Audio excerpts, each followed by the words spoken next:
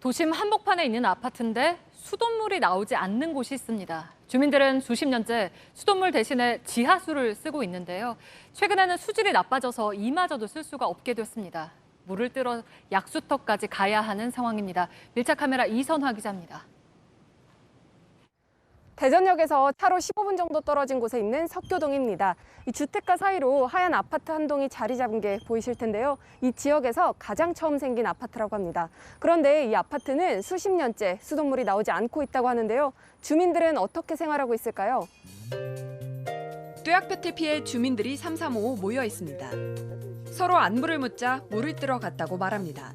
이제 어르신들 지금 물 들어가셨어, 지하수. 찾아 먹지 않으면 약수터 가서 물 떠다 먹는데요. 올해로 49년째 되는 이 아파트. 겉보기엔 멀쩡합니다. 구조나 안전 진단에서도 정상 판정을 받았습니다. 하지만 물이 문제입니다. 아파트를 지을 때 상수도 대신 지하수를 이용하도록 만든 게 지금까지 이어지고 있는 겁니다. 물을 먹을 수만 있으면 지하수도 상하는데 물을 못 먹어. 먹질 못해.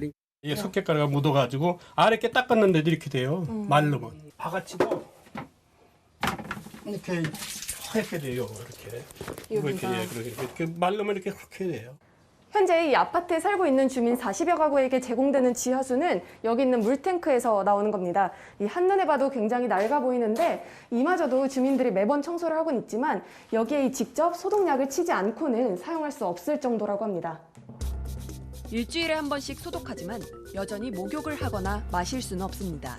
이거 씻혀도 갈기러워 자꾸 몸이 근질근질하고 갈기럽고 그래. 봐봐요 우리 이거 이 살두마리 여기 올라가면 이게 긁어갖고 샤워하고 목욕하면 갈기러서 긁으니까 일으키는 거야. 긁어갖고 상처가 안 나고 이게 먹겠냐고 안 되지. 인근 약수터에서 물을 나르는 게 일상입니다. 지하수라면 안 왔지요, 이사. 아이고 수돗물도 없어갖고 손님 오야 사다 먹죠. 도니까 손님들 오면요 이물 안 먹으려고 그래요. 평소에는 그냥 이물 떠다 먹죠. 아파트에서 차로 10분 정도 떨어진 약수터입니다. 주민들은 이곳 약수터에서 물을 떠간다고 하는데요. 이렇게 통에 담아서 들고 가는데 이걸 들어보면 이 무게가 상당한 걸 알 수가 있습니다. 주민들은 매주 이 통 두세 개를 들고 일주일에 한두 번은 이곳을 꼭 온다고 합니다. 대부분의 주민은 거동이 불편한 노인이라 약수터 가는 것 자체가 고통입니다. 여기서 늙은이들이 약수터 한번 가려면 걸어갔다 오면 2시간 걸려. 매일 생수를 사 먹기도 어렵습니다. 마트에서 3만 원짜리 사야 배달을 해준다거든. 네. 3만 원 돈이 어디가 있어? 이게 2병 많이 갖고 3번 갖고 이제 나 끄고 댕겨. 지금이라도 상수도 연결 공사를 할 수는 있습니다. 문제는 비용입니다. 세대당 57만 원가량이 듭니다.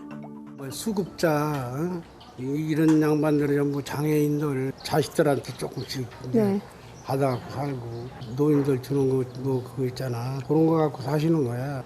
10만 원씩 내라면 할 사람 별랑 없어. 주민들은 한 번에 비용을 내기 어려운 만큼 상수도를 우선 공급해준 뒤 분할 납부를 할 수 있게 해달라고 요구합니다.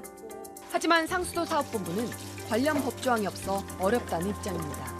주체생활 수급자는 항상 요금은 감면해야 되는데 상수도 급수 공사에 대한 공사비 감면 조항이 없어요. 또 많은 주민들이 세입자라 집주인 동의를 얻는 것도 걸림돌입니다. 전체 다 동의를 하셔야 돼요. 공동주택이기 때문에 어느 구실은 지하수를 어느 것은 상수도를 먹는 그렇게는 구분이 안 되잖아요. 주민들은 선거철만 되면 찾아오는 후보자들에게 또다시 희망을 걸고 있습니다. 국비와 시비 등 다양한 방법으로 예산을 마련해 추진하겠다고 말합니다. 올해도 역시 새로운 후보자가 개선을 약속했습니다. 현재 전국적으로 100가구 중 97가구에는 상수도가 공급되고 있습니다. 건강하게 살 권리 중 가장 기본인 깨끗한 물을 마실 수 있는 권리. 이곳 주민들은 언제쯤 누릴 수 있게 될까요? 밀착 카메라 이선화입니다.